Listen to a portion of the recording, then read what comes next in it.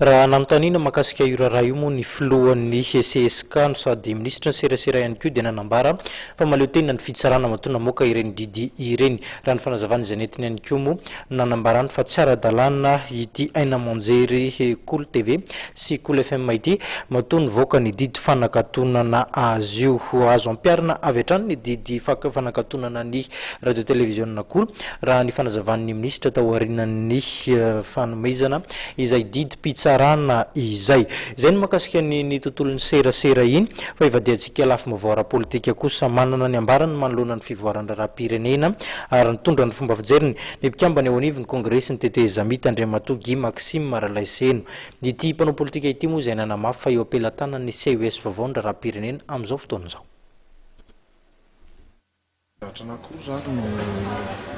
No mitranga amin'izao amin'ny teny izao voalohany fantatritsika nisy fanavaozana ny CES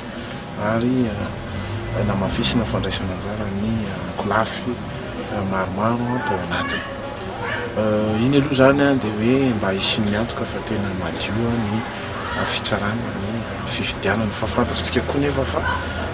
misy ilay antony ara-politika izay nangatahany sikemina ny amin'ny asivon'ny fanavaozana mba hisin'ny lisitra vaovao. Raha jereny zany zay dia tsy maintsy roson fifidianana tsika raha ny zavatra mitranga amin'ny ara-politika amin'ny ankapobeny eto amin'ny firenena. Roson fifidianana tsika ohatrany ahoana misy didim-pitsarana izay fantatritsika hoe tsy azo ivelozana navoaka ny CES toy aloha dikan'izay zany dia hoe tokony ho candidat avokoa aloha ireo raiky amby efapolo izay fanekeny didim-pitsarana fa ho candidat. Zany hoe fanoana fisan'antoka fotsiny fa mba adio ny fifidianana sy ny fitsarana azy no fanavaozana amin'izay lafy anankiray zay. Lafy faharoa tsy azo elana nefa dia fantatritsika hoe misy iotrindy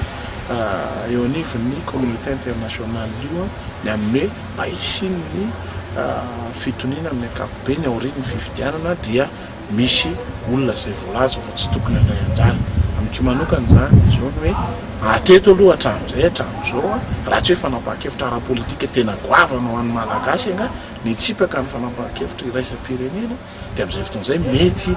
hanana vahaolantsika ny amin'ny candidat avokoa ireo ka andao hirosoana fifidianana amin'ity taona ity ary ny senita no maritra amin'izay manana ny fahafahamanao fa tsika irosoantsika amin'ny fifidianana an'izay raha tsy misy ny communauté internationale atreto aloha tsy possible zany raha ny firenentsika. Dikan'izay zany